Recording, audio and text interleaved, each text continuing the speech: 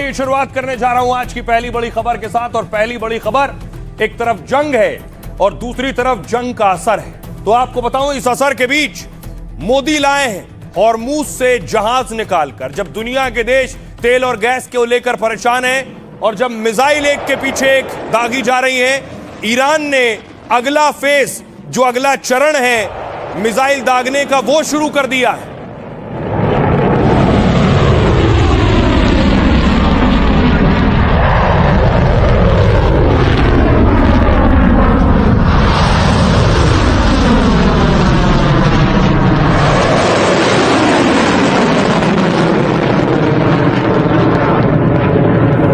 दरअसल ईरान अलग अलग फेज के हिसाब से अलग अलग चरणों में मिसाइल दाग रहा है। बताया जा रहा है ये लगभग 50वां 55वां फेज है, चरण है मिसाइल का।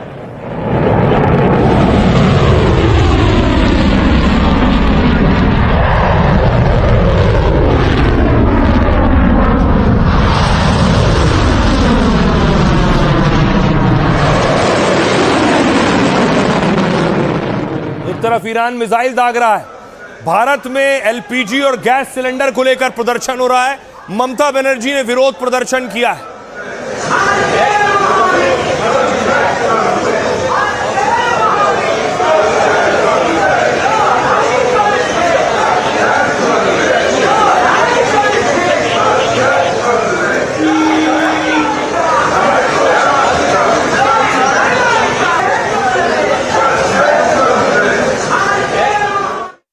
दूसरी तरफ तेल और गैस नहीं आ पा रहा है, भारत में विरोध हो रहा है। और हॉर्मूज पर देखिए, एक के बाद एक कई शिप मार दिए ईरान ने अब तक। अल्लाहू अकबर।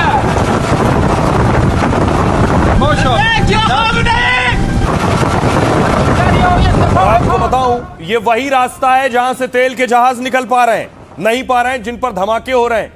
भारत के जहाज इसी रास्ते से निकल रहे हैं जहां ईरान ने अब तक बहुत से जहाज तबाह कर दिए। अल्लाहू अकबर, अल्लाहू अकबर।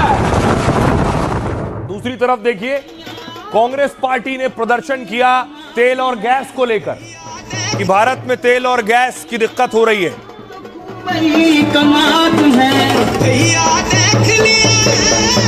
बहुत गरीबी गरीब।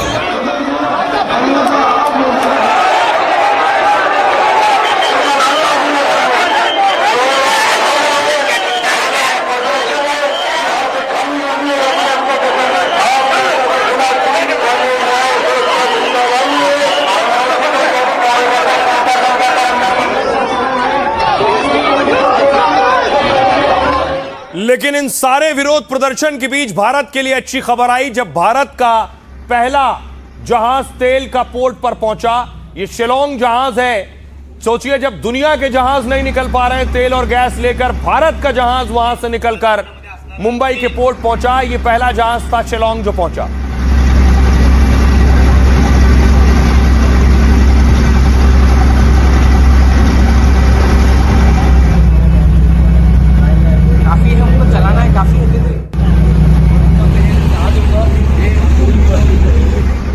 दूसरी तरफ देखिए, पॉलिटिकल पार्टीज विरोध कर रही हैं। आम आदमी पार्टी ने भी आज गैस सिलेंडर को लेकर विरोध प्रदर्शन किया।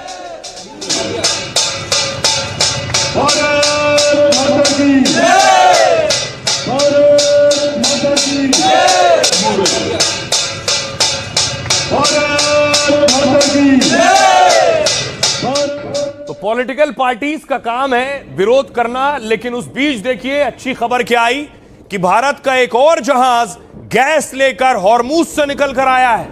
इसकी तस्वीर आप देख रहे हैं। आज शिवालिक जहाज पहुंचा है, गैस लेकर पहुंचा है, और यह भारत के लिए अच्छी खबर है। और लाखों सिलेंडर इस जहाज में जो गैस है उससे भरे जा सकेंगे।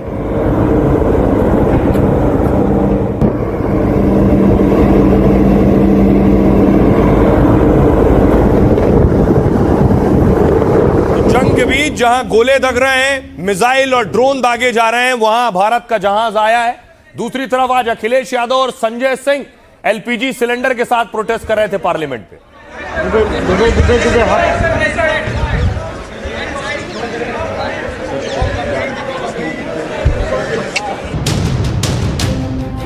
जो काम ट्रंप न कर पाए वो मोदी ने कर दिखाया। बम बारूद के बीच ईरान के समंदर से जहां एक तेल टैंकर निकलना मुश्किल था, वहां मोदी की रणनीति ने ऐसा कमाल दिखाया कि भारतीय जहाज भी आ रहे हैं और तेल गैस का भारी भंडार भी ला रहे हैं।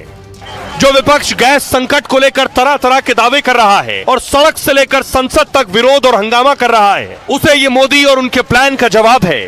हॉर्मुज से निकलकर आज एक जहाज शिवालिक आया है, 32 लाख सिलेंडर के बराबर गैस लाया है। कल 2 और जहाज आने वाले हैं, यानी जंग के बीच भारत ने आफत को राहत में बदल दिया है।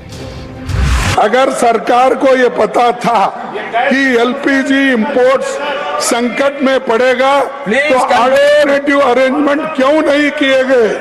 इन्होंने होर्डिंग की है और ये जनता को उकसाने का काम कर रहे हैं। ऐसी परिस्थिति में भी ये राजनीति से बाज नहीं आते हैं। अब देखिए जरा, शिवालिक आ गया है पोर्ट पर और गैस लाया है। जब भारत में गैस सिलेंडर की सबसे ज्यादा चर्चा हो रही है, तब जंग के बीच हिंदुस्तान का एक जहाज निकल कर आया है। भारतीय कार्गो शिप शिवालिक कतर से गुजरात तट पर आया है। शिवालिक एलपीजी कैरियर है जो फारस की खाड़ी में से रवाना हुआ और आज शाम करीब 5 बजे भारत के मुंद्रा बंदरगाह पर पहुंचा है, जो अपने साथ लाखों सिलेंडर जितनी गैस भी लाया है। दरअसल इस जहाज पर करीब 46,000 मीट्रिक टन एलपीजी है।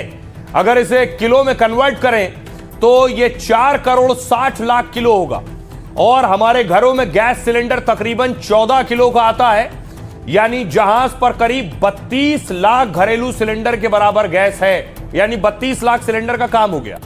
अब देखिए नंदा देवी, भारतीयों को राहत देने के लिए नंदा देवी जहाज कल पहुंचने वाला है और शिपिंग मंत्रालय के मुताबिक नंदा देवी भी एलपीजी लेकर आ रहा है। इस जहाज में भी करीब 46,000 टन एलपीजी लदे होने का दावा है, यानी शिवालिक और नंदा देवी की गैस मिला दें तो कुल 65 लाख सिलेंडर जितनी गैस आ गई। भारत में रोजाना करीब 50 लाख घरेलू गैस सिलेंडर की खपत भी होती है।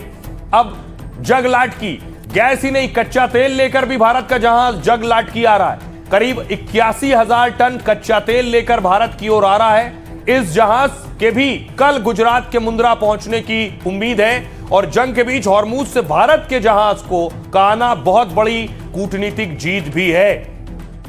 विरोधियों का काम है आलोचना और निंदा करना, लेकिन इस परेशानी के बीच पूरी दुनिया जब इस युद्ध में घिरी हुई है, उस बीच जहाज का निकल कर आना बड़ी बात है। सुनिए सियासतदान क्या कहते हैं। बहुत गले लग के आए थे ना उसके, जिसके गले कोई लगना नहीं चाहता, आप उसके गले पड़ के आए थे जाकर। तो आप देखिए नतीजा क्या है आपके सामने। आपकी ना समझी का आपने समझ लिया था कि जो ट्रंप साहब ने और नेतन्याहू ने कह दिया कि 3 दिन में ईरान को उड़ा देंगे और सब खत्म करेंगे और कब्जा हो जाएगा, फिर हम सब राज करेंगे। आजकल जो विपक्ष है ना, वो खाली फेक न्यूज की फैक्ट्री फैलाने में लगा है। मीडिया हो, हमारे देश के लोग हैं, आप सभी निश्चिंत रहें। हमारे पास चाहे गैस हो, डीजल हो, पेट्रोल हो, केरोसिन हो, ये सारा का इतना पर्याप्त भंडार है कि हमारे भारत के किसी व्यक्ति को अगले 60 साल तक भी कोई दिक्कत होती है तो दिक्कत भारत को नहीं होगी। दिखा रहे हैं कि हम दुनिया में जाने कहां पहुंच गए हैं। जो लोग गैस सिलेंडर नहीं दे पा रहे, बताइए दुनिया में कहां पहुंचोगे आप। लोगों के पेट भरने के लिए गैस सिलेंडर नहीं, खाना नहीं बन पा रहा। और डाइवर्ट करने के लिए समाजवादी पार्टी, जिस कार्यकर्ता की आप बात कर रहे हैं लखनऊ में, एक हापुड़ वाला तो बीजेपी का कार्यकर्ता है।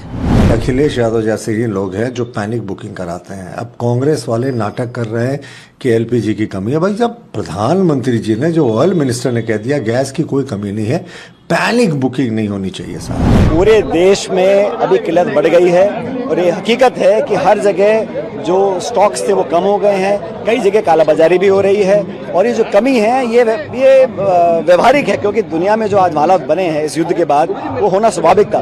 लेकिन सरकार ने जो प्रबंध क्या किए हैं, इसमें वैकल्पिक व्यवस्था क्या बनाई है, कोई विवरण नहीं दिया गया। अब गुजरात ने पूरा गैस खाली कर देंगे, बचा हुआ देश को देंगे, ठीक है, थैंक यू।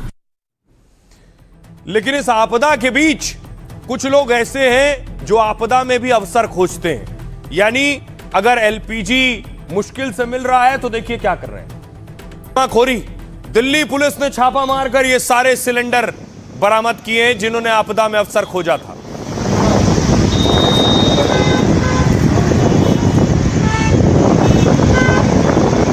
जमाखोरी भी शुरू हो जाती है कि इन्हीं सिलेंडर को ब्लैक में बेचेंगे, 3,000-4,500 में एक सिलेंडर देंगे। क्यों? क्योंकि आम आदमी अगर परेशान है। अगली तस्वीर देखिए, ये दिल्ली की देखिए, जम्मू की तस्वीर आप देख रहे हैं। जम्मू में भी किसी ने आपदा में अफसर खोजा। ये सारे सिलेंडर देखिए जमाखोरी करके रखी थी।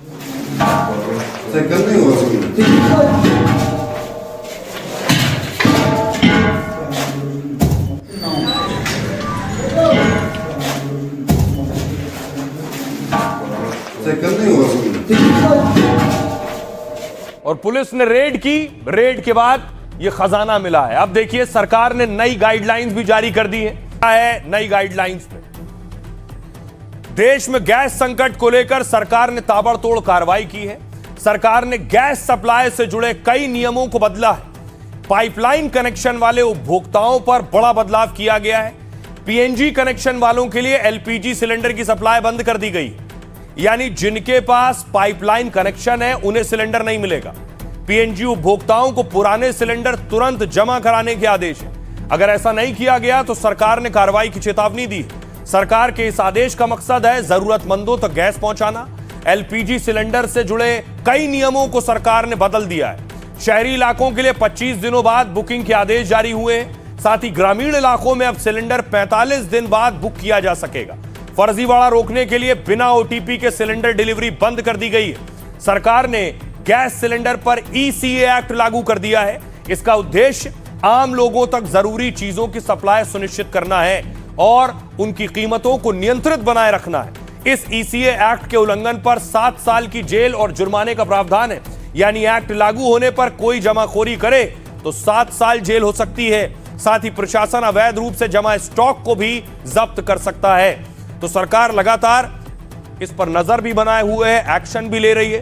सुनिए जरा क्या कुछ कह रही है सुजाता शर्मा, ज्वाइंट सेक्रेटरी है। पर्याप्त मात्रा में क्रूड अवेलेबल है। सभी रिफाइनरीज हाईएस्ट कैपेसिटी पर ऑपरेट कर रही हैं। हमारे पेट्रोल पंप्स नॉर्मल ऑपरेट कर रहे हैं, कहीं कोई ड्राई आउट रिपोर्टेड नहीं है। Natural gas 100% supply to CNG and PNG customers is made. CNG for vehicles is made. Commercial LPG के बारे में मैं ये बोलना चाहूँगी कि लगभग सभी स्टेट्स, बहुत सारे स्टेट्स ने कमर्शियल LPG का डिस्ट्रीब्यूशन स्टार्ट किया है and the release orders, the allocation orders have also been issued by them. जहां से किसी का तेल नहीं निकल पा रहा, अमेरिका का तेल नहीं निकल रहा, बाकी दूसरे मुल्कों का नहीं तेल जा पा रहा है, वो जगह से भारत तेल लेकर आया। कौन सी जगह है जरा देखिए। पहले मैंने आपको बताया है, ये है हॉर्मुज स्ट्रेट, फारस की खाड़ी, कतर से गैस आई है और यहां ये जो आप कर्व देख रहे हैं यहीं सब कुछ फंसता है। यहीं ईरान स्ट्रेट ऑफ हॉर्मुज से गुजरने नहीं देता। यहां से ओमान की खाड़ी होते हुए अरब सागर, मुंबई और गुजरात तक तेल जा रहा है। यही रूट है, यही सारी टेंशन है, यही मिसाइल दागी जा रही है और यही फारस की खाड़ी में सैकड़ों जहाज रुके हुए हैं। अब आपको दिखाऊं कहां हॉर्मुज स्ट्रेट में जहाज रुके हुए, ये आप देख रहे हैं, ये है फारस की खाड़ी। दर्जनों जहाज तेल और गैस लेकर अटके हुए हैं यहां पर।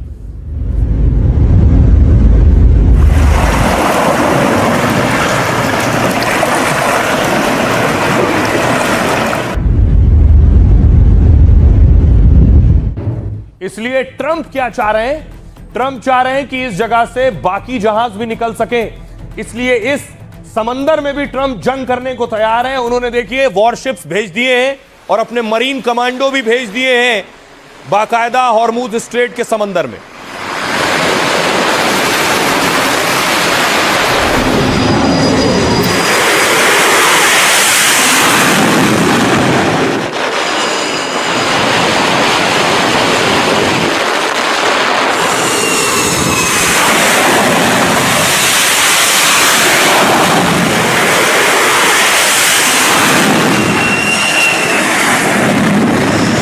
दूसरी तरफ देखिए जरा, ट्रंप को लेकर सोशल मीडिया पर AI वीडियो वायरल है कि ट्रंप मदद मांग रहे हैं, नेटो दे कि मेरे साथ रुक जाओ। ट्रंप के हाथ में आप एक बोर्ड देख रहे हैं जिसमें लिखा हुआ है कि हॉर्मूज पर मेरी मदद करो, लेकिन कोई नेटो देश मदद नहीं कर रहे हैं। सोशल मीडिया पर वायरल है AI वीडियो।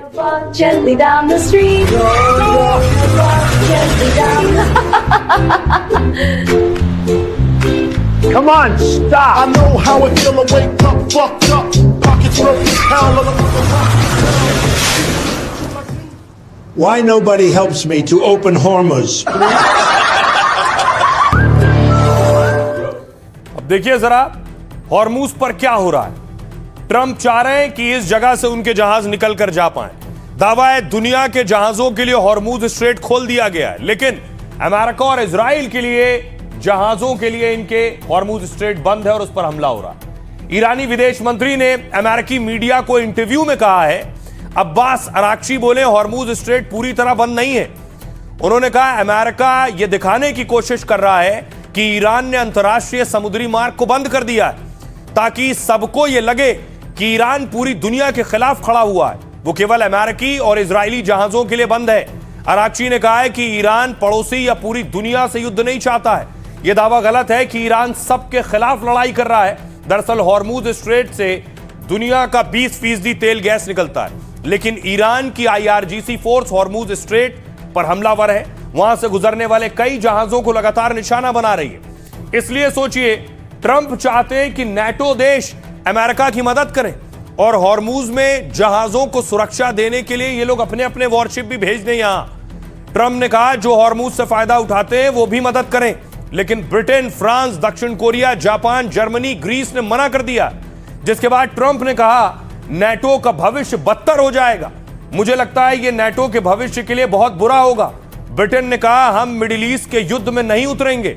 जर्मनी ने भी कहा मिडिल ईस्ट की जंग नेटो की जंग नहीं है, इसलिए हम इस युद्ध का हिस्सा नहीं बनने वाले हैं। सुनिए जरा ट्रंप क्या कुछ कह रहे हैं और ईरान के विदेश मंत्री क्या कह रहे हैं। दरअसल हॉर्मुज स्ट्रेट दुनिया के लिए खुला है। ये केवल हमारे दुश्मनों और हम पर हमला करने वालों के लिए बंद है। दुश्मन और उनके सहयोगी के टैंकर और जहाजों के लिए बंद है। बाकी सभी के लिए आवाजाही बिल्कुल सामान्य है। जिन देशों का तेल हॉर्मुज स्ट्रेट के रास्ते से गुजरता है, उन्हें इसकी सुरक्षा सुनिश्चित करनी चाहिए। हॉर्मुज को खोलने के लिए चीन, जापान, फ्रांस और ब्रिटेन जैसे देशों को भी अपने युद्धपोत भेजने चाहिए। अगर हमें सहयोग नहीं मिला तो ईरान की नाकेबंदी के खिलाफ खुद सख्त कार्रवाई करेंगे और जरूरत पड़ने पर चीन के साथ बैठक टाल सकते हैं। अब देखिए जरा ट्रंप नेटो से भी भिड़ रहे हैं।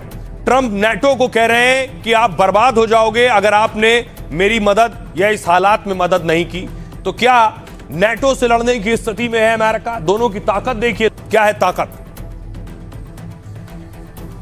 अमेरिका में। देखिए जरा, अमेरिका के पास 13,28,000 सक्रिय सैनिक हैं और नेटो के पास संख्या देखिए 21 लाख है। नेटो में 32 देश हैं, उधर अमेरिका है, बाकी के 31 इधर है। रिजर्व सैनिक अमेरिका के पास 8 लाख है, नेटो के पास 20 लाख है। एयरक्राफ्ट 13,000 अमेरिका के पास है और नेटो के 31 देश मिला दे तो होता है 1 लाख। लड़ाकू विमान अमेरिका के पास है 1790 और नेटो के पास 3,200 से ज्यादा है। हेलीकॉप्टर, जिसमें फाइटर हेलीकॉप्टर्स भी हैं, अमेरिका के पास 5,737 हैं और नेटो देशों के पास 5,000 से ज्यादा हेलीकॉप्टर हैं। टैंक्स, ट्रंप के पास 4,657 टैंक्स हैं। नेटो से मुकाबला हो तो नेटो के पास 5,000 से ज्यादा टैंक हैं। बख्तरबंद वाहन अमेरिका के पास 3,91,000 हैं और नेटो के पास 1 लाख इस तरह के वाहन हैं। रॉकेट लॉन्चर्स अमेरिका के पास 641 रॉकेट लॉन्चर्स हैं और नेटो के पास 1,500। नौसैनिक बेड़े की बात करें तो अमेरिका के पास 440 नौसैनिक बेड़ा है और नेटो के 31 देशों को जोड़ दें तो उनके पास 600 नौसैनिक बेड़ा है। पनडुब्बी अमेरिका के पास 64 है और नेटो देशों के पास 120 पनडुब्बियां हैं। सबकी पनडुब्बी मिलाकर बस यही, बाकी सब मार खा जाते हैं। अमेरिका के पास परमाणु बम 5,400 हैं और नेटो देशों के पास 515 परमाणु बम है। बहरहाल परमाणु जंग जैसी स्थिति पैदा नहीं हो रही है। सुनिए जरा डोनाल्ड ट्रंप क्या कह रहे हैं। हॉर्मुज स्ट्रेट की निगरानी में सहयोग करने के लिए अन्य देशों से बातचीत कर रहे हैं और मुझे लगता है कि हमें अच्छा रिस्पांस मिल रहा है। हम नाटो के लिए हमेशा तत्पर हैं। हम यूक्रेन मामले में उनकी मदद कर रहे हैं। इससे हमारा संबंध नहीं है, लेकिन हमने उनकी मदद की। यह देखना दिलचस्प होगा कि कौन सा देश हॉर्मुज को खुला रखने जैसे छोटे से प्रयास में हमारी मदद नहीं करता है। ब्रिटेन हॉर्मुज स्ट्रेट को फिर से खोलने की योजना पर सहयोगियों के साथ काम कर रहा है, लेकिन हम व्यापक युद्ध में शामिल नहीं होंगे। सबसे पहले हम इस क्षेत्र में अपने लोगों की रक्षा करेंगे, दूसरे अपनी और अपने सहयोगी की रक्षा के लिए आवश्यक कार्रवाई करते हुए हम व्यापक युद्ध में शामिल नहीं होंगे।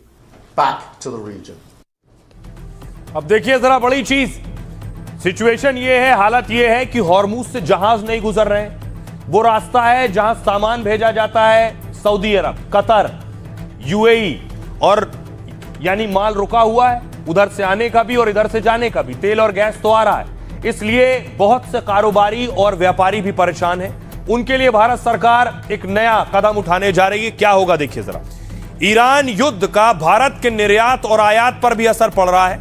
कई कारोबारियों का काम ठप होने से बड़ा नुकसान हो रहा है। दावा है कि हॉर्मुज स्ट्रेट में करीब 22 भारतीय जहाज फंसे हैं और इसकी वजह से हजारों करोड़ का निर्यात रुका हुआ है, क्योंकि सामान मध्य पूर्व एशिया के देशों में नहीं पहुंच पा रहा, जिसमें सब्जी है, फल है, मीट है जैसे सामान जहाज या बंदरगाह पर खराब हो रहे हैं। संकट के इस दौर में पीएम मोदी सरकार राहत पैकेज लेकर आ रही है और प्रभावित निर्यातकों के लिए राहत पैकेज का फैसला किया गया। सूत्रों के मुताबिक वाणिज्य मंत्रालय ने मसौदा तैयार कर लिया है। राहत पैकेज के इस आर्थिक प्रस्ताव को वित्त मंत्रालय को भेजा गया है, यानी मंजूरी मिलते ही मिली तो निर्यातकों को मुआवजा मिल सकता है, ताकि माल भेजने वालों के नुकसान को कम किया जा सके। कहा यह जा रहा है कि जल्दी इस प्रस्ताव को फाइनल किया जाएगा। वाणिज्य मंत्रालय के सचिव राजेश अग्रवाल ने कहा है कि बंदरगाहों और हवाई माल ढुलाई पर इसका असर पड़ेगा, जिससे मध्य पूर्व के भारत के निर्यात पर थोड़ा असर पड़ेगा। हम कठिन समय में निर्यातकों को सहयोग देने के लिए बैठक करेंगे। 2024-25 में भारत ने खाड़ी देशों को 5.25 लाख करोड़ रुपया का सामान निर्यात किया। अकेले यूपी से करीब 40,000 करोड़ का सामान खाड़ी देशों में जाता है। बंगाल में पीएम मोदी ने कहा था युद्ध से होने वाले असर को हम कम करेंगे। उधर संसद में वित्त मंत्री ने 1 लाख करोड़ के फंड का ऐलान किया था। सीतारमण ने कहा कि फंड से मिडिल ईस्ट में जंग जैसी चुनौतियों से निपटेंगे। सुनिए जरा प्रधानमंत्री नरेंद्र मोदी का वो बयान कि उन्हें इल्म है कि इससे भारत के कारोबारियों पर बोझ पड़ रहा है, उसे कैसे कम करना है। सुनिए। युद्ध से जो स्थितियां बनी है, हमारी सरकार उससे निपटने के लिए हमारे देश के नागरिकों को कम से कम मुसीबत आए, इसलिए हो सके उतने सारे प्रयास कर रही है। हमारा प्रयास है कि देश के नागरिकों पर युद्ध का कम से कम प्रभाव पड़े। इस समय कांग्रेस से उम्मीद थी कि वो एक जिम्मेदार राजनीतिक दल की भूमिका निभाए, लेकिन कांग्रेस देश हित के इस महत्वपूर्ण काम में भी फिर एक बार फेल हो गई। अब देखिए जरा, इस जंग के बीच पूरी दुनिया इससे प्रभावित हो रही है। और सोचिए वो देश जो ईरान के आसपास है, यानी मिडिल ईस्ट, अरब मुल्क, मुस्लिम देश। देखिए सबसे ज्यादा प्रभावित दुबई है। ये तस्वीर मैं आपको दिखा रहा हूं। दुबई के एयरपोर्ट पर अटैक हुआ।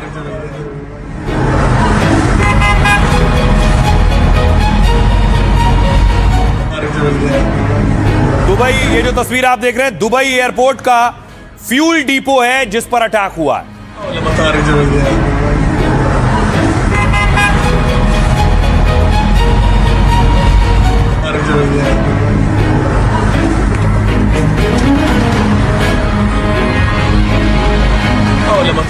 दूसरी तरफ देखिए, फुजैरा एयरपोर्ट यूएई में है, उस पर अटैक हुआ। ये उसकी तस्वीर आप देख रहे हैं।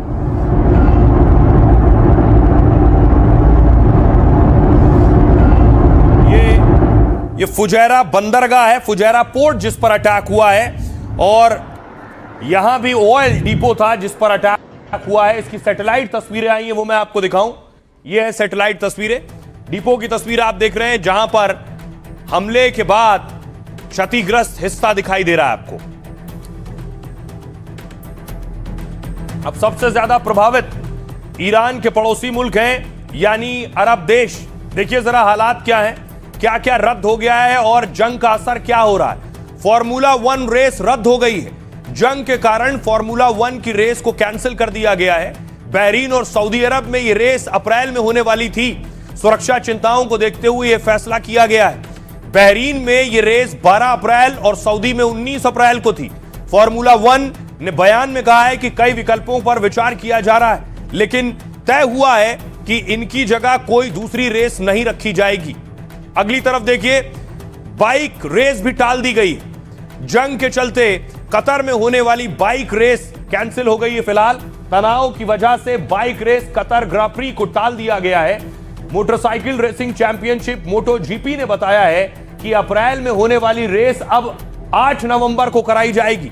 यह रेस लुसैल इंटरनेशनल सर्किट में 10 से 12 अप्रैल को होनी थी और इसमें दुनिया के top bike racer motorcycle race करते हैं। ग्रां प्री यानी किसी बड़े अंतर्राष्ट्रीय रेस मुकाबले का एक राउंड है। मोटो जीपी सीजन में कई रेस होती हैं, उन्हीं में एक कतर ग्रां प्री भी है। इसके अलावा सीबीएसई की परीक्षा रद्द कर दी गई है।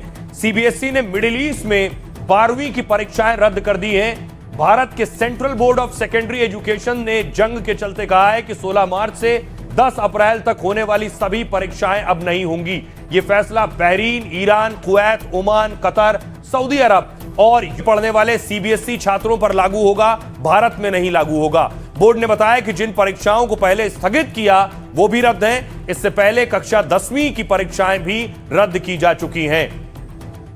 अब आपको सुनवाऊं, सुनिए जरा रूस के राष्ट्रपति पुतिन क्या कह रहे हैं। यूएस ने जानबूझकर रूस और यूरोप को इस झगड़े में घसीटा। इस मायने में उन्होंने अपना मकसद पूरा कर लिया। उन्होंने हमारे और यूरोप के बीच दरार डाल दी। अब वो पैसे का बोझ यूरोपियन लोगों पर डाल रहे हैं और आज के यूरोपीय नेता रीढ़ विहीन है। कमजोर इरादों वाली पीढ़ी उनका सामना नहीं कर सकती, क्योंकि मीडिया, इकोनॉमी और पॉलिटिक्स में वे यूएस पर बहुत ज्यादा निर्भर हैं।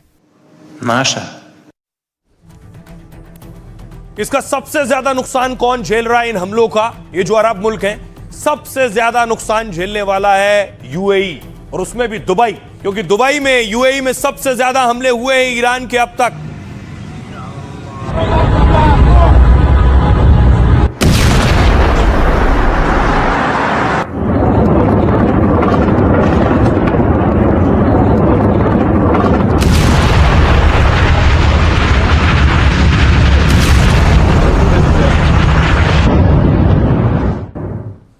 देखिए, दुबई इस तरह का शहर है जो टूरिज्म के लिए, बिजनेस के लिए हमेशा चर्चा में रहता है और लोगों की पसंद भी रहता है, इसलिए उसे नुकसान। जगमगाते दुबई शहर पर ईरान का कहर है। ईरान ने फिर यूएई के सबसे बड़े शहर दुबई पर हमला किया। दुबई एयरपोर्ट पर ईरान के हमले से भारी अफरा तफरी मच गई। ईरान का विस्फोटक से भरा ड्रोन एयरपोर्ट के पास फ्यूल टैंक से टकराया। इससे जोरदार धमाका हुआ और देखते ही देखते भीषण आग लग गई।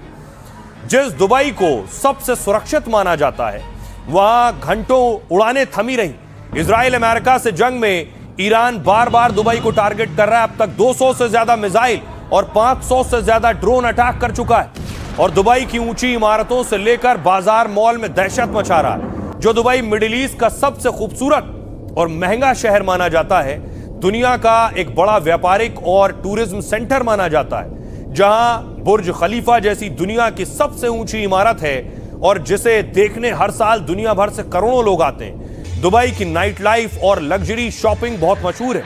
यहां समंदर किनारे पार्टी और संगीत का काफी चलन है। कड़ी सुरक्षा और कम अपराध दर की वजह से यह शहर सैलानियों की पहली पसंद माना जाता है। दुनिया के 200 से ज्यादा देशों के लोग दुबई में आपको मिल जाएंगे। दुबई में 300 से ज्यादा खास आइलैंड है, जहां प्रॉपर्टी बनाना दुनिया की बड़ी बड़ी हस्तियों का सपना होता है। दुनिया भर के 75,000 से ज्यादा करोड़पति, अरबपति दुबई में रहते हैं। उन्हें भरोसा होता है कि दुबई पूरी तरह से सेफ और सुरक्षित है। यहां कोई आतंकी हमला नहीं होगा, कोई विदेशी अटैक नहीं कर सकता। लेकिन अमेरिका ने यूएई के कुछ बेस का इस्तेमाल किया ईरान पर हमले के लिए, तो ईरान अपना गुस्सा बार बार दुबई पर उतार रहा है। दुबई पर हमले के बहाने वो पूरे मिडिल ईस्ट के पड़ोसियों को संदेश दे रहा है कि अमेरिका, इजराइल का साथ देना उन्हें बहुत भारी पड़ेगा।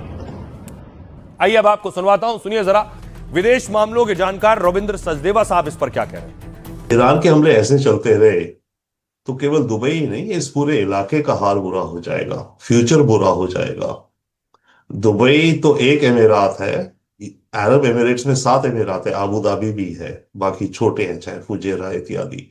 इनका फ्यूचर खतरे में है क्योंकि इनकी जो छवि है और इनकी जो पोजीशनिंग है फिलहाल में दुनिया भर के ट्रेड के इंटरसेक्शन में बैठे हैं, दुनिया भर की फाइनेंस के इंटरसेक्शन में, राइट। पैसा है, सॉवरेन फंड्स हैं, कल को फिर जंग बढ़ती है घटती है, बढ़ती है घटती है, सीधे इन बिल्डिंग्स पे आके ड्रोन्स मिसाइल मारे जाएंगे तो कौन इन्वेस्ट करेगा? सबसे बड़ा खतरा इनको ये हो गया है। पॉइंट इसकी जितनी जल्दी ये जंग खत्म होगी उतना इनको नुकसान कम होगा। ऑलरेडी काफी नुकसान हो गया है फ्यूचर के लिए क्योंकि इनका पॉलिटिकल, अभी आज भी अगर जंग रुक जाती है ना तो इनके यहाँ जो बड़ी बड़ी इन्वेस्टमेंट्स की बातें हो रही थी उनके वो डिले हो जाएंगी। अब देखिए इस बीच ईरान ने अपनी एक और खतरनाक मिसाइल निकाल ली। वो मिसाइल है सेजल, इसका नाम है सेजल मिसाइल, इसे डांसिंग मिसाइल भी कहते हैं। ईरान ने देखिए इस मिसाइल को फायर किया है। ईरान ने पहली बार इस मिसाइल को इजराइल पर दागा है।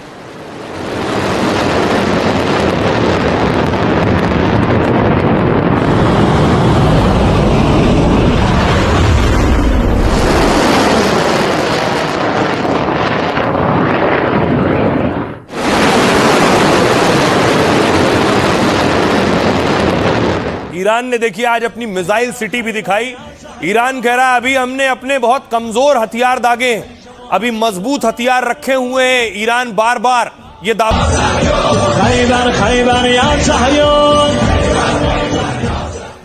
अब देखिए जरा ये है सेजल मिसाइल। इसको देखकर ही आपको अंदाजा होगा ये कितनी खतरनाक है। और ईरान ने अपना सबसे खतरनाक हथियार निकाल लिया है। जंग में ईरान ने पहली बार ये सेजल मिसाइल दागी है और दावा है कि इससे इजराइल के सैन्य ठिकानों को निशाना बनाया है। अगर मिसाइल ने टारगेट हिट किया तो भारी तबाही हुई होगी क्योंकि सेजल ईरान की खतरनाक बैलिस्टिक मिसाइलों में एक है। वजह है इसे एयर डिफेंस भी इंटरसेप्ट नहीं कर सकता है, पकड़ नहीं सकता है एयर डिफेंस, क्योंकि ये बहुत तेज गति से अपने लक्ष्य पर हमला करती है। लेकिन सबसे अहम है कि ये दुश्मन को छकाने का काम करती है क्योंकि ये रास्ते में दिशा बदलने की क्षमता के लिए जानी जाती है। मतलब सेजल मिसाइल नागिन की तरह टेढ़ी मेढ़ी होकर चलती है। हवा में दिशा बदलने की वजह से इसे डांसिंग मिसाइल भी कहते हैं। इसलिए डिफेंस सिस्टम के लिए इसे ट्रैक करना मुश्किल होता है। सेजल मिसाइल करीब 700 किलो विस्फोटक ले जाने में सक्षम है, यानी यह मिसाइल दुश्मन के ठिकानों पर भारी तबाही मचाती है। सेजल मिसाइल की रेंज करीब 2 से 3,000 किलोमीटर। ये डीप स्ट्राइक यानी गहरे जख्म देने के लिए जानी जाती है। दावा है ईरान ने अब तक 700 मिसाइल और 3,600 ड्रोन दागे हैं। लेकिन IRGC के कमांडर इन चीफ के सलाहकार ने कहा है कि अभी तो हम पुराने हथियार चला रहे हैं, नए तो निकाले भी नहीं है। इब्राहिम जब्बारी ने कहा है हमारे पास नई और एडवांस मिसाइलें भी हैं।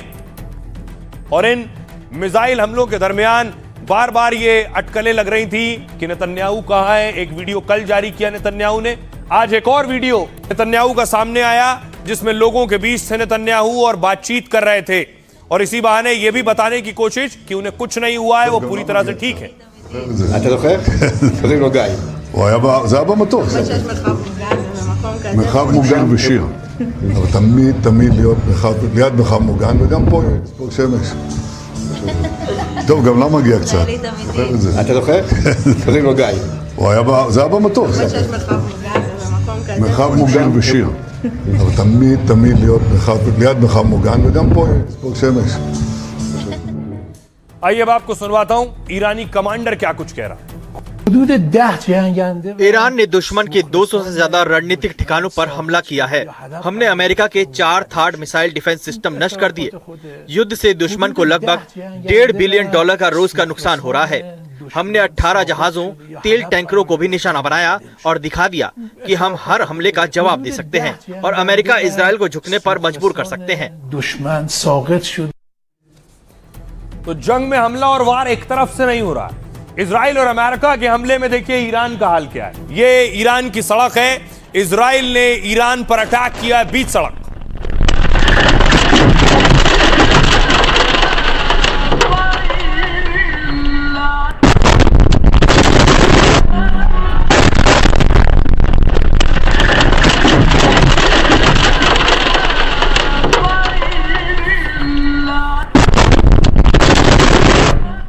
और इजरायली हमलों के बाद देखिए जरा, ये तेहरान की तस्वीरें हैं, चारों तरफ धुआं ही धुआं नजर आ रहा है।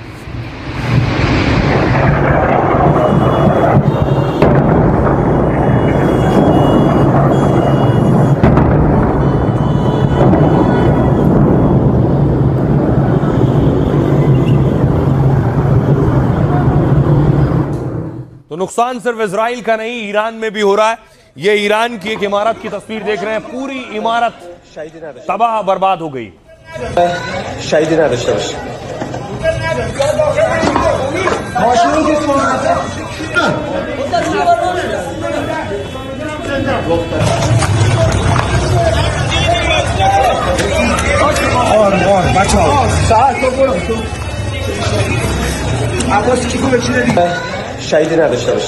और ये जंग इजराइल अकेले नहीं लड़ रहा है, अमेरिका ने भी अपने बॉम्बर उतार दिए हैं।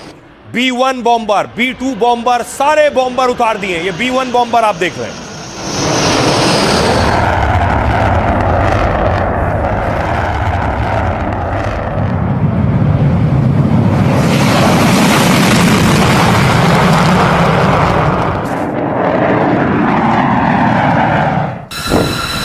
ये आप देख रहे हैं B-2 बॉम्बर, B-2 बॉम्बर से भी बम वर्षा कर रहा है ईरान पर।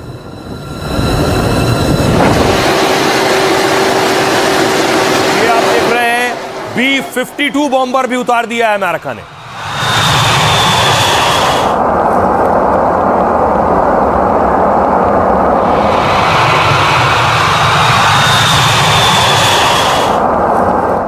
देखिए जरा ट्रंप के बॉम्बर कैसे ईरान में तबाही मचा रहे हैं। खासियत देखिए जरा, ये हैं ये तीनों बॉम्बर।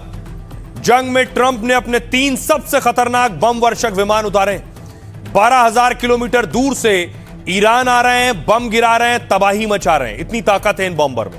अमेरिका के बॉम्बर के सामने ईरान का एयर डिफेंस बौना साबित हो रहा है।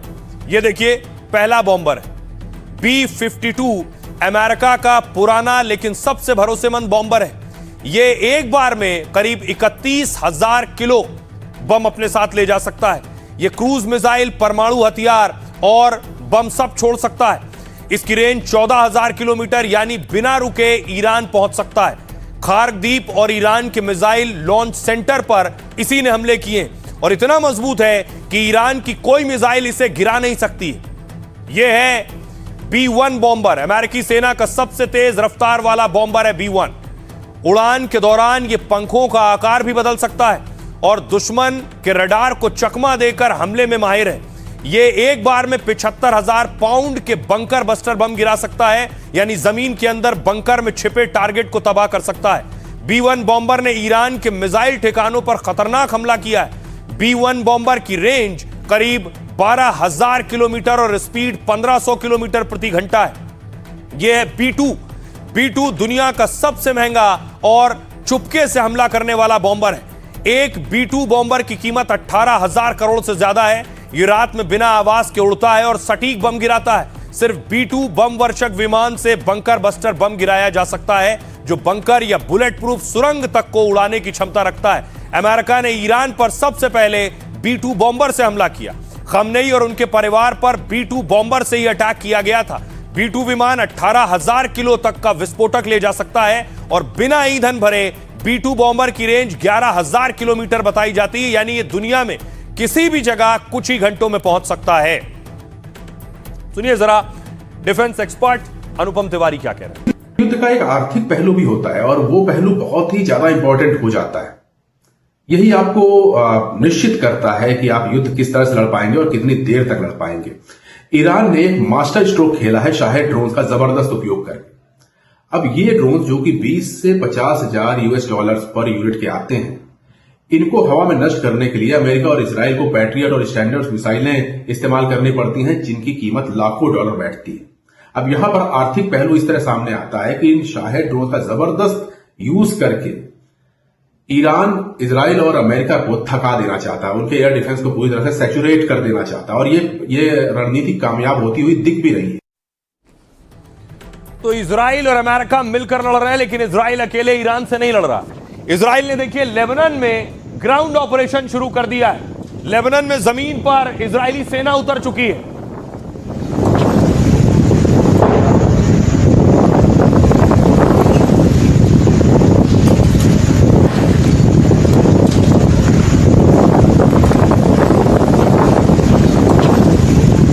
दूसरी तरफ देखिए आईडीएफ ने कैसे लेबनान पर अटैक किया है। यह इजरायली सेना का अटैक है।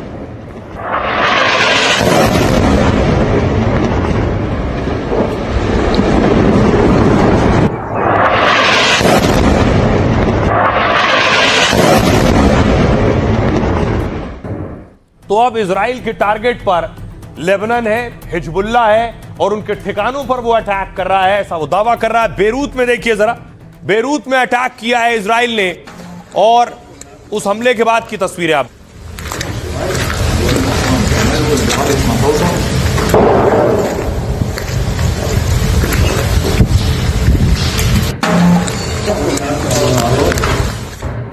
देखिए। लेबनान के बेरूत में पूरी बिल्डिंग तबाह हो चुकी है। यहां इजराइल ने मिसाइल अटैक किया था।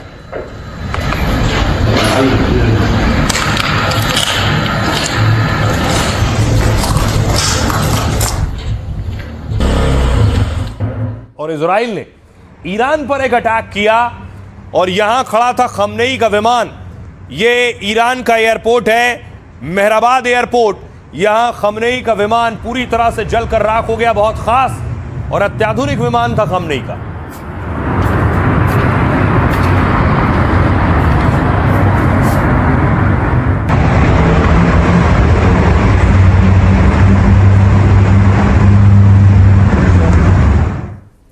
और देखिए जरा, कुछ इस तरह से एयरपोर्ट पर विमान मौजूद था जिस पर अटैक किया गया। इजराइल और खमनेई, इजराइल खमनेई और उनसे जुड़ी चीजों को खत्म कर रहा है। पहले ईरानी सुप्रीम लीडर रहे, खमनेई के सरकारी घर को तबाह किया, और अब उसने खमनेई के प्लेन को भी नष्ट कर दिया है। तेहरान के मेहराबाद एयरपोर्ट पर इजराइल ने हवाई हमला किया और जिस विमान को खमनेई इस्तेमाल करते थे उसे तबाह कर दिया। दावा है कि खमनेई बोइंग 747 के खास विमान को इस्तेमाल करते थे। खमनेई के इस विमान को आसमान में उड़ता हुआ किला भी कहा जाता है। विमान के अंदर मीटिंग हॉल और खास बेड मौजूद है। खमनेई के विमान में सुरक्षा के हाईटेक इंतजाम भी रहते थे। ऐसा सिस्टम लगा था जिससे मिसाइल या हवाई हमलों का असर ना हो। खमनेई के मारे जाने के बाद इजरायली सेना इसका इस्तेमाल करती थी। दावा है कि दूसरे देशों से सहयोग के लिए ईरान इसका इस्तेमाल करता था। खबर है कि हिजबुल्लाह हूती तक सीधे कनेक्शन का यह बड़ा जरिया था। खमनेई के प्लेन को तबाह करना इजराइल रणनीतिक कामयाबी मान रहा है और कह रहा है कि हमने ईरानी ताकत की जड़ों को उखाड़ दिया है। इजराइल ने खमनेई के खात्मे के साथ ही ऐलान किया, कहा था ईरान का जो भी सुप्रीम लीडर बनेगा हम उसे छोड़ेंगे नहीं। आइए आपको सुनवाता हूं, सुनिए जरा इजरायली कमांडर क्या कह रहे हैं। प्रतीकात्मक नेता के विमान को गिराया जाना भ्रष्टाचार के युग के अंत का संकेत है। ईरानी जनता के हितों की रक्षा करने के बजाय ये विमान विश्व भर में उनके आतंकवादी अभियानों को बढ़ावा दे रहा है। इस विमान पर हमला ईरानी आतंकवादी शासन के फिर खड़े होने की क्षमता को कमजोर करने की दिशा में एक और प्रहार है। आइए मैदान की जंग के बाद अब सियासी जंग लिए चलता हूं आपको। बिहार और देश के कई राज्यों में राज्यसभा का चुनाव था। बिहार में फिर एनडीए का दम दिखाई दिया है और एनडीए के उम्मीदवार जीत गए हैं। तस्वीर आप देख रहे हैं, विक्ट्री साइन दिखाते सम्राट चौधरी, नितिन नवीन, बीजेपी के अध्यक्ष।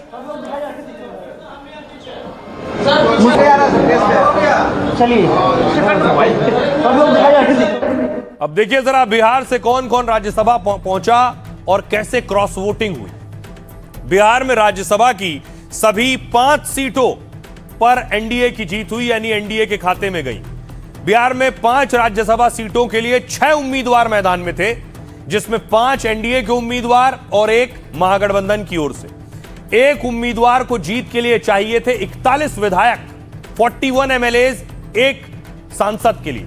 एनडीए के कुल 202 विधायक हैं, 164 की मदद से 4 जीत गए। पांचवी के लिए बचे सिर्फ 38, यानी 3 और एमएलए की जरूरत थी। अब ये 3 का जुगाड़ कैसे हो? खबर है कि कांग्रेस के 2 और बीएसपी का 1 विधायक ने एनडीए को वोट किया। वहीं महागठबंधन की कुल विधायक थे 35, जीत के लिए 6 चाहिए थे।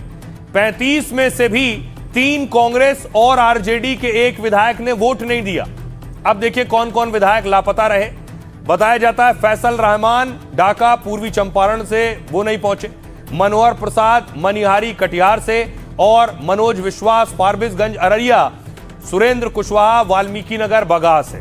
इस तरह से बीजेपी के 5 सांसद जीते। सुनिए जरा सियासतदान क्या कह रहे हैं। हम लोगों ने तो कहा 202 सीट वोट हमारे हैं, 202 विधायक हैं, 202 डालेंगे और 202 का 202 उन्होंने डाला ही नहीं। जिनका अलॉट था उनको डाला, बाकी वही लोग छाती पीट रहे हैं। उनको अविश्वास था अपने विधायकों पर, माननीय विधायकों पर। हम लोग को तो कोई अविश्वास नहीं था, हम लोग तो खुला छोड़ रखा था। वो लोग होटल में कहाँ लोग दिखा रहे थे। बिहार की जनताओं के दिए हुए जनादेश का, जनप्रतिनिधियों का, माननीय विधायकों की इच्छा शक्ति का प्रकटीकरण है। 5 सीट एनडीए जीता है और हताशा निराशा राजद कांग्रेस के खेमे में है, क्योंकि उनके विधायक अपने नेतृत्व पर विश्वास नहीं कर रहा, नाराज है, दुखी है। फर्स्ट प्रायोरिटी में तो नेचुरली फर्स्ट प्रायोरिटी में, सेकंड ये प्रेफरेंशियल वोट है ना भाई। आप फुटबॉल खेल कैसा रहे हैं उससे ज्यादा जरूरी है कि आप कितना से हार रहे हैं। ट्रेडिंग का काम शुरू किसने किया? इस सरकार को गिराने का काम किसने किया? हमारे विधायकों को तोड़ने का काम किसने किया? ये सब काम, इस तरह के काम को शुरुआत आरजेडी ने किया भाई। जैसा करनी तैसा भोगत भोग, हम क्या करें? यह कोई दल का सवाल नहीं है। सवाल है कि राजनीति में इस तरह की प्रदूषण भरी राजनीति को अंजाम जो दे रही है भारतीय जनता पार्टी, यह उचित नहीं है। उन पर पीपुल डोमेन में बात चली गई कि भारतीय जनता पार्टी धन बल के सहारे किसी को उठवा सकता, सत्ता हाथ में है तब न खनक के साथ आपने खड़ा कर दिया। राजनीति में कोई अमृत पी करके नहीं आता। ये तो बिहार की बात हो गई, लेकिन आपको बताऊं कि कर्नाटक में गिरफ्तारी हो गई। यह दावा है कि कर्नाटक में 5-5 करोड़ का ऑफर दिया गया एमएलए को, उसके बाद गिरफ्तारी हुई, क्योंकि कर्नाटक में कांग्रेस के उड़ीसा के विधायकों को रखा गया था। उड़ीसा के विधायकों को ठहराया गया था रिजॉर्ट में ठहराया गया था। बताया गया वहां कुछ और लोग भी पहुंच गए जो पैसों का ऑफर कर रहे थे, ऐसा दावा किया गया। और बाकायदा कांग्रेस अब चेक दिखा रही है। कांग्रेस कह रही है ये चेक हमें ऑफर किए जा रहे थे हमारे विधायकों को खरीदने के लिए। अब इसका पता पुलिस जांच के बाद होगा, लेकिन पूरी कहानी क्या है यह मैं आपको बताता हूं। राज्यसभा चुनाव के लिए वोटिंग से पहले कर्नाटक में जबरदस्त ड्रामा हुआ। ओडिशा के 14 में से 8 कांग्रेस एमएलए को बेंगलुरु भेजा गया और क्रॉस वोटिंग से रोकने के लिए एक रिजॉर्ट में ठहराया गया। ओडिशा में राज्यसभा की 4 सीटों के लिए 5 उम्मीदवार मैदान में थे। 3 की जीत तय थी और चौथी सीट के लिए कड़ा मुकाबला था। राज्य के डिप्टी सीएम ने बीजेपी पर ऑपरेशन लोटस का आरोप लगाया। डीके शिव कुमार ने कहा कांग्रेस विधायकों को रिश्वत की पेशकश की गई। शिव कुमार बोले ओडिशा के 8 विधायकों को 5 करोड़ के ऑफर दिए गए। उनका दावा था कि ऑफर बीजेपी के पक्ष में मतदान के लिए दिया गया। डीके शिव कुमार के आरोपों के बाद बेंगलुरु में 2 लोगों को गिरफ्तार किया गया। ये चारों उसी होटल में ठहरे थे जहां कांग्रेस के विधायक रुके थे। चारों ओडिशा के राउरकेला से आए थे और शनिवार रात होटल में रुके। कांग्रेस का दावा है उनके पास से पुलिस ने ब्लैंक चेक बरामद किया है। कांग्रेस कह रही है कि वो गिरफ्तार किए गए चारों बीजेपी से जुड़े हैं, लेकिन बीजेपी ने डीके शिव कुमार के आरोपों को बेबुनियाद बताया। बीजेपी ने 4 लोगों की गिरफ्तारी के दावे को भी झूठा बताया है। सुनिए जरा क्या कुछ कह रहे हैं कांग्रेस के नेता। बीजेपी जो 3rd कैंडिडेट दिया, इनके पास रिक्वायर्ड नंबर ऑफ वोट है क्या? अगर रिक्वायर्ड नंबर ऑफ वोट इनके पास नहीं है तो 3rd कैंडिडेट दिया क्यों? इसीलिए दिए हैं कहीं से एमएलए को पोचिंग कर इनको पैसा देकर डरा कर धमका कर वोट लेंगे। ये काम बीजेपी का है। 33 वोट्स है, फास्ट प्रेफरेंस वोट है, तो हमारा जो कैंडिडेट है वो आसानी से इलेक्ट हो जाएगा और 3 वोट भी ज़्यादा हमारा पास है। फिर आप बोलिए इनके पास 22 वोट है, फिर वो लोग कैसे सोच लिए, तो कैसा वो आदमी इलेक्ट होगा? अब देखिए जरा, वोटिंग थी बिहार में भी राज्यसभा के लिए। अनंत सिंह जेल में है और चुनाव से पहले से जेल में है, लेकिन अनंत सिंह ने आज अपने रिटायरमेंट का ऐलान कर दिया। बाहुबली का रिटायरमेंट प्लान। अनंत सिंह पहुंचे थे वोट करने के लिए बिहार विधानसभा। ये तस्वीरें आप देख रहे हैं, अनंत सिंह को विधानसभा लाया गया राज्यसभा के लिए वोट करने।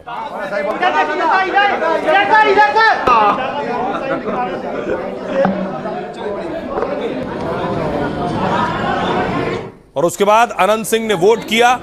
जैसा मैंने आपको बताया शुरू में कि एनडीए के 5 कैंडिडेट जीते।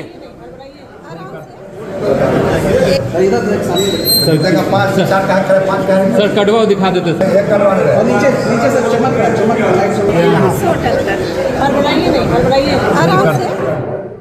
बड़ी बात यह है कि क्या अनंत सिंह अब चुनाव नहीं लड़ेंगे, क्योंकि अनंत सिंह ने खुद इस बात का ऐलान किया है। जेडीयू के बाहुबली नेता अनंत सिंह ने यह ऐलान किया है। उन्होंने कहा अब वो चुनाव नहीं लड़ेंगे क्योंकि बिहार में नीतीश कुमार नहीं रहेंगे। अनंत सिंह ने कहा कि उनकी जगह उनके बेटे चुनाव लड़ेंगे। अब अभिषेक सिंह और अंकित सिंह अनंत सिंह के जुड़वा बेटे हैं।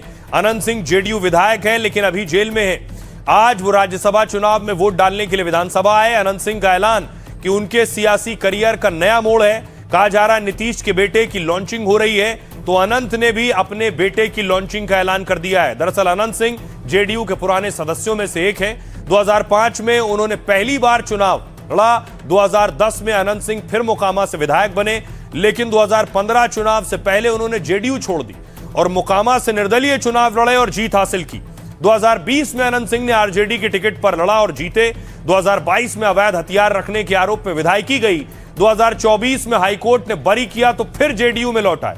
2025 में चुनाव से पहले उन पर हत्या का आरोप लगा। उन्होंने जेल से ही जेडीयू के टिकट पर चुनाव लड़ा और जीते। विधायक पद की शपथ के लिए जेल से ही विधानसभा आए। विधानसभा में नीतीश कुमार के पैर छूकर आशीर्वाद लिया था। और अब अनंत सिंह कह रहे हैं कि नीतीश कुमार सीएम नहीं रहेंगे तो वो भी चुनाव नहीं लड़ेंगे। सुनिए। नीतीश कुमार नहीं रहेंगे तो हम भी काजी नहीं रहेंगे तो हम कार्य नहीं लड़ेंगे इलेक्शन। अब नहीं रहेंगे तो नहीं रहेंगे। अंतिम वोट थमड़ा है, अब नहीं लड़ेंगे दादा। निशान बच्चा लड़ेगा। नीतीश कुमार नहीं रहेंगे तो हम भी काजी नहीं रहेंगे तो हम कार्य नहीं लड़ेंगे इलेक्शन। अब नहीं रहेंगे तो नहीं रहेंगे। अंतिम वोट थमड़ा है, अब नहीं लड़ेंगे दादा। निशान बच्चा लड़ेगा। तो रही खबरों में आगे बढ़ते हैं। आपको उड़ीसा लिए चलता हूं, जहां से एक दर्दनाक खबर आई है। अस्पताल में उड़ीसा के भीषण आग लग गई। अस्पताल की तस्वीरें मैं आपको दिखाऊं, ये अस्पताल की तस्वीरें और आग आपको नजर आ रही है। एससीबी कॉलेज में ये भीषण आग लगी है।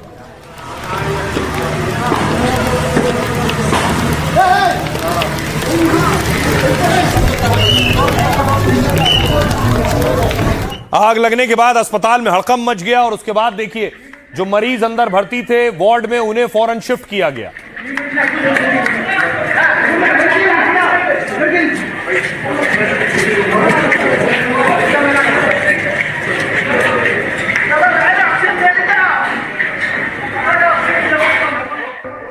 और सोचिए आईसीयू का हाल क्या था। ये आईसीयू की तस्वीरें, पूरी तरह से आईसीयू खाक हो गया है जलकर।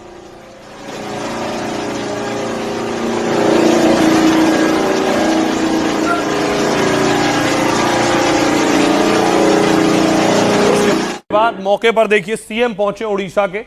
पीड़ितों से मिलने के लिए खुद मुख्यमंत्री पहुंचे हैं अस्पताल में।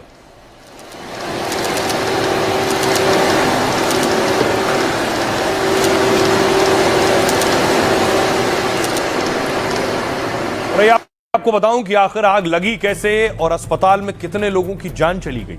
कटक के मेडिकल कॉलेज में देर रात अचानक ही आग लगी। आईसीयू वार्ड में 23 मरीज भर्ती थे, जिसमें 10 की मौत हो गई है। इनमें 7 मरीजों ने मौके पर ही दम तोड़ दिया है, 3 की इलाज में मौत हुई है। रात 2 बजे पहली मंजिल पर मौजूद आईसीयू में धुआं उठता दिखा। कुछ ही सेकंड में पूरा आईसीयू वार्ड धुआं हो गया। रिपोर्ट के मुताबिक मरीजों को सांस लेने में दिक्कत होने लगी। कई मरीज सांस लेने के लिए बिस्तर पर तड़पने लगे। आईसीयू में मरीज के साथ किसी को रुकने की इजाजत नहीं थी, इसलिए वार्ड से मरीजों को बाहर निकालने में काफी समस्या हुई। आरोप यहां तक लगाए गए कि मरीजों के परिजन इधर उधर भागते रहे, लेकिन अस्पताल के सुरक्षा कर्मियों ने उन्हें आईसीयू में घुसने नहीं दिया। अब परिजनों का कहना है कि अगर हमें अंदर जाने दिया जाता तो हम आईसीयू में भर्ती अपने मरीजों को बचा लेते। हमें बाहर ढकेल दिया गया और लोग अंदर जलते रहे। एक प्रत्यक्षदर्शी ने कहा है कि मैंने अपनी आंखों से आग लगते देखा, हमें वार्ड में जाने नहीं दिया गया, वरना हम कई जानें बचा लेते। सुनिए जरा परिजन क्या कह रहे हैं और मुख्यमंत्री क्या कह रहे हैं। आग लगे, भागो भागो भागो भागो, हम भाग चले, ले हमारे लड़का के न पता कर दिया, नहीं मिलता है लड़का। 2 घंटा 3 घंटा से हम खोज रहे हैं, बोलता उधर है ऊपर से उतारा है, इसमें फेंका है, बोला जी इसमें है, तेरा बाद बोलता है जी हम नहीं जानते हैं, कोई नहीं सिपाही न कोई जो है दरमान जाने दिया हमको। जब आग लग गया बोला आप लोग नीचे जाइए, क्या हो या ना आप लोग नीचे जाइए, कुछ नहीं बताया। जब नीचे आ रखा देखा ना आग जल रहा है, पेशेंट को बोले पेशेंट का कुछ नहीं होगा, तुम लोग घबराए मत। तब आ रखा देखा ना पेशेंट सब जल गया है। हमको क्या किया, मार दिया ना, जला दिया ना, खुद फेंक दिया। लेकिन 9 बजे हमको फोन आया कि तुम्हारा पेशेंट डेड हो गया और इधर एडमिशन ऑफिस का आ जाओ। बोले वहाँ आग लग गया, हमको मेरा पेशेंट है, तो मुझे 2 आदमी पकड़ लिया, नहीं तो मैं पेशेंट खींच ला था। हाँ पूरा एक बार जितना आदमी पतले घर का 1-2 आदमी करके था, तो हर कोई तो खींच लाते ही, सबसे खींच लाते, किंतु जाने नहीं दिया ना। जो अग्निकांड हुआ इसी टाइम में, उसमें से 7 लोगों का अग्निकांड के वजह से उनका मौत हुआ और उनको शिफ्ट किया गया और शिफ्ट करने के बाद और 3 लोगों का भी मौत हुआ। जुडिशियल इंक्वायरी विचार विभाग तदंत करने के लिए मैंने निर्देश दे रहा हूं। हर पेशेंट का परिवार को 25 लाख रुपया पर पेशेंट का परिवार को हमने देने के लिए डिक्लेरेशन किया। ये पहला हादसा नहीं, इस तरह के और भी बहुत से हादसे हुए हैं। इन हादसों से सबक शायद कभी नहीं लिया गया। ये बारी है लाइफ का फंडा की। रिश्ते हो या करियर, जिंदगी में आगे बढ़ना है तो अहम छोड़ना बहुत जरूरी है। गौतम बुद्ध ने रेत वाली कहानी के जरिए लाइफ का बहुत बड़ा फंडा दिया। एक बार गौतम बुद्ध एक गांव में प्रवचन दे रहे थे। एक शिष्य बहुत गौर से उनकी बातों को सुन रहा था। उसने पूछा, गुरुजी जिंदगी की सबसे बड़ी सीख क्या है? गौतम बुद्ध ने अपनी मुट्ठी में रेत भरी और उस शिष्य से पूछा, तुम अपनी मुट्ठी में इस रेत को कितनी देर तक पकड़ कर रख सकते हो? शिष्य ने कहा, यह तो बहुत आसान है। बुद्ध ने कहा, यह जितना आसान लगता है उतना है नहीं। अगर रेत को बहुत जोर से पकड़ोगे तो वो तुम्हारी मुट्ठी से फिसल जाएगी और बहुत ढीला छोड़ोगे तो हवा उसे उड़ा देगी। और यही बात जिंदगी में भी लागू होती है। हम अपने रिश्तों और खुशियों को जितना पकड़ने की कोशिश करते हैं वो उतना ही हमारे हाथों से फिसलने लगती है। शिष्य ने पूछा, फिर हमें क्या करना चाहिए? गौतम बुद्ध ने कहा, हमें रेत को प्यार और सहजता से पकड़ना चाहिए। इस तरह गौतम बुद्ध ने लाइफ का बड़ा फंडा दिया। अपनी खुशियों और रिश्तों को रेत की तरह मानिए। जब तक वो पास हैं उनका पूरा आनंद लीजिए, लेकिन जब चले जाएं तो परेशान नहीं होना चाहिए। तो जहां से जो अच्छा हासिल हो उसे अपनाएं, अपनी जिंदगी में उतारिए। अपना और अपनों का बहुत बहुत ख्याल रखिए। रुकना एक ब्रेक के लिए।